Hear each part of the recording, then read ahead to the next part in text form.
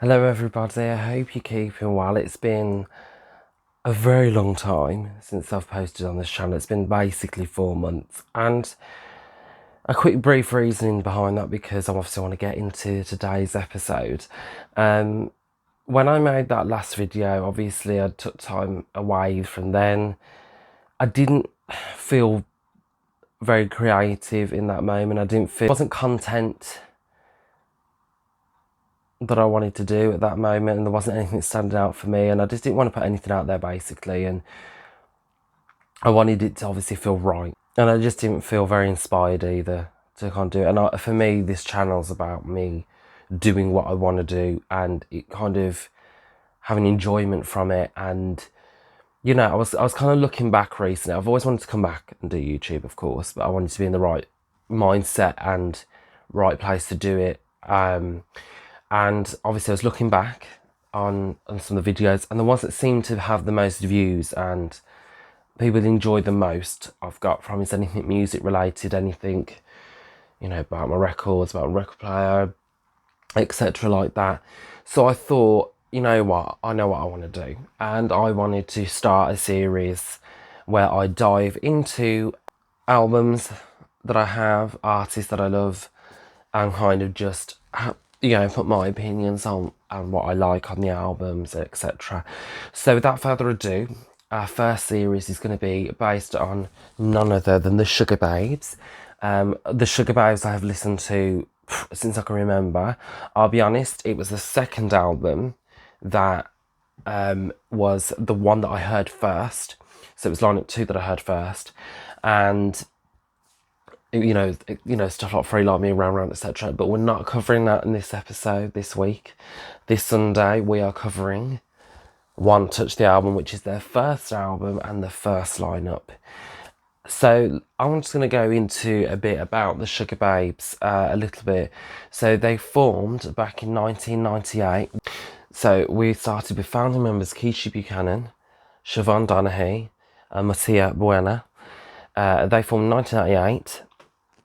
And they started working on their first album. The first album didn't come out until 2000, with their first single, Overload. So without further ado, I'm going to go into the track listing of the first album. I don't judge this album. This is a different CD case to what it originally came in. I nailed or something on the old case and I broke it, and I was really sad because I didn't want to lose the sticker that went on the front with all what it's supposed to be. So I sellotaped it on this one. Is that okay? So let's turn it that way because the track listens to the side. So the first song we're going to talk about today is Overload.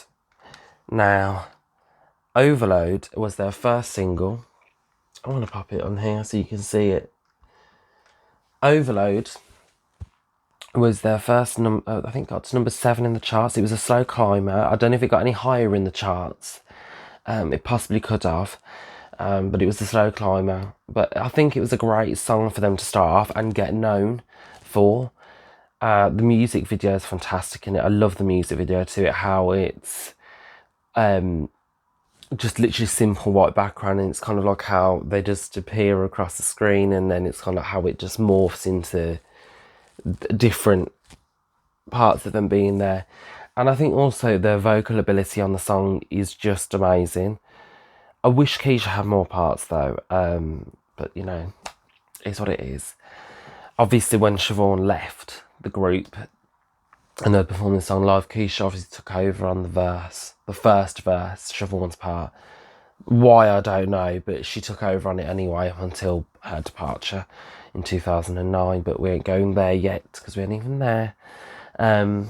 So that song, I do love it. I don't listen to it as much as I used to, and I think it's just because I've probably over listened to it now, so I'm kind of a bit done with it. So I'll kind of give it a break and I'll come back to it at some point.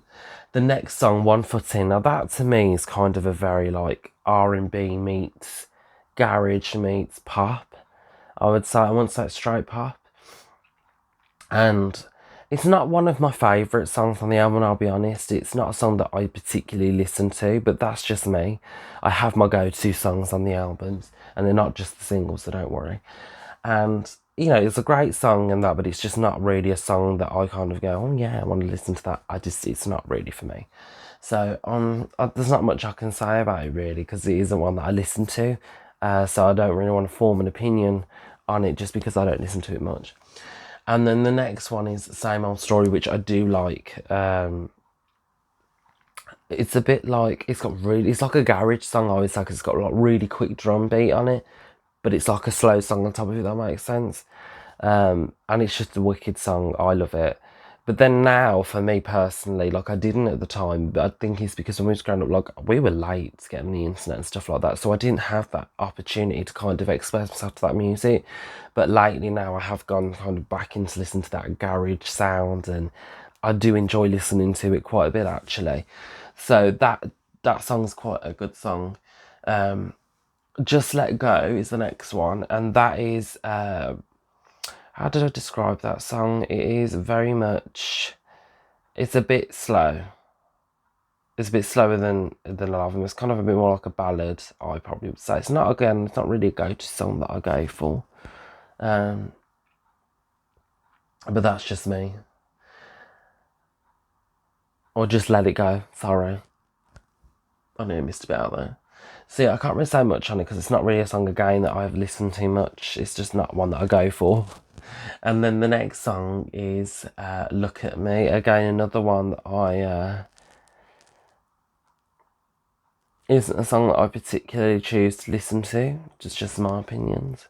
Again, it's not one of my strong songs that I choose again to listen to. Again, I don't think I can form an opinion on it, but that's that. So the next song is Soul Sound. Soul Sound for me personally is a song that I least like off the album. It was their last single on the album, and their last single with Siobhan and Donaghy. It's just a song, I don't know what it is about the song, it to me it doesn't scream Sugababes, weirdly. Again, it's not really one of my favourites. Everyone's got their own opinion, you know, other people out there might like it, but for me personally it just isn't one for me that I particularly choose to listen to. So yeah, it's not one that I like that much, I'm not gonna lie. The next song is One Touch. Now, One Touch, again, is a song that's really bad. It's just so many songs that I don't properly listen to. Again, I have listened to it, but again, it's not my go-to song, so therefore I don't feel like I can form an opinion on it that much, because it's not really a strong song that I listen to off the album. I don't know why, it just isn't. And then the next song after that is Lush Life, which is a bit of a slower one. I don't mind. It's a bit chilled out, that song, actually. I quite like it for the fact that it's just a chilled out song. It's, you know, yeah, whatever kind of song. But it's, again, it's not a song that I particularly listen to, but I have listened to it a few times, and I do like it now and again. It depends what mood I'm feeling. And so yeah, it's just one of them. So the next song is Real Thing. I love this song. I don't know why, because I never used to listen to it, but there was something, like, I think recently, obviously it's a different video, so I won't go into too much, but there's a version on the One Touch 20th anniversary. It's called the alternative version.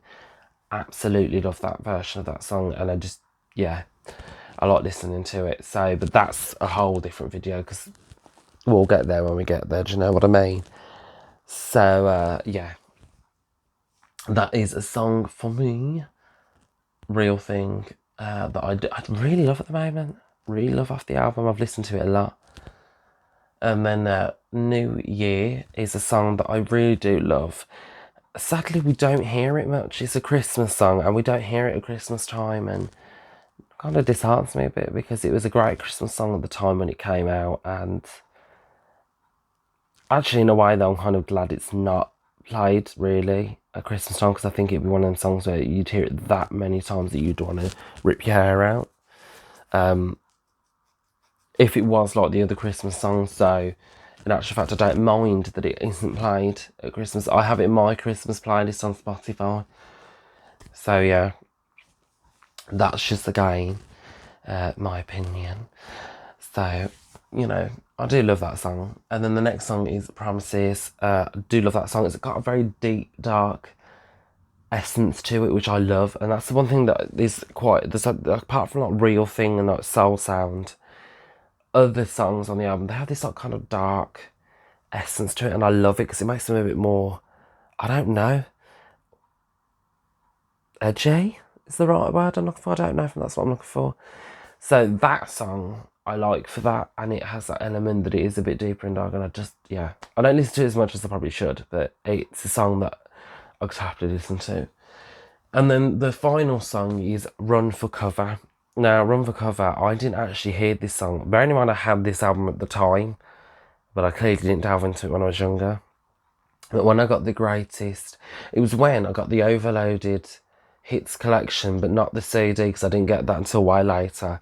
It's when I had the DVD. Yes, the DVD. Let's keep it real. I had a DVD player at the time.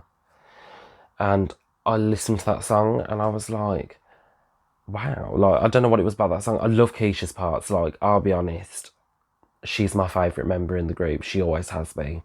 Everyone has their kind of favourite member in the group, or most people, but she's my favourite member. There's something about her that I've always, and it's so hilarious because whenever I used to sing with other people, or if you're just looking about and we sing, I'll go, I'm singing Keisha's parts. Like, that's my part. But her verse is my favourite verse to sing because it's so quick. And she has a bigger part to play on that song as well. And I think it's right as well. And I think that's one thing that's nice about the group is whoever sings what part, or if they get more of a part in the song, usually you can tell that it's meant or tailored for them on that song. And she just absolutely does it for me. But this is a song that I love, and again, I won't touch upon it too much because we'll touch upon it in the 20th anniversary video, which is going to be a while down the line in the series. But on the 20th anniversary, obviously, it was released as a single beforehand to the build-up of it, but the MNEK remix was a mix that was released, was it last year or this year? I want to say it was this year. And it was just an absolute fantastic remix. It just took it to another level, and I think what was nice as well is he changed it a lot, made it his own, and it just didn't sound, so it became like a house tune as opposed to what it was, which is more like a garage tune at the time. So that is probably, off the album, I'd have to say, apart from Real Thing at the moment, that's been one of my all-time favourites of that album, and I've always listened to. So yeah, that covers One Touch, the album. So if you did enjoy it, please hit the thumbs up, subscribe, hit the notification icon to keep in touch with what I'm doing. I'll be posting every Sunday of the series. At the moment, obviously, Series 1 is talking about the Sugababes, and next week we will be delving into Angels with Dirty Faces, which is their second album, and will be their second lineup. So I hope you enjoyed it, and I'll see you soon.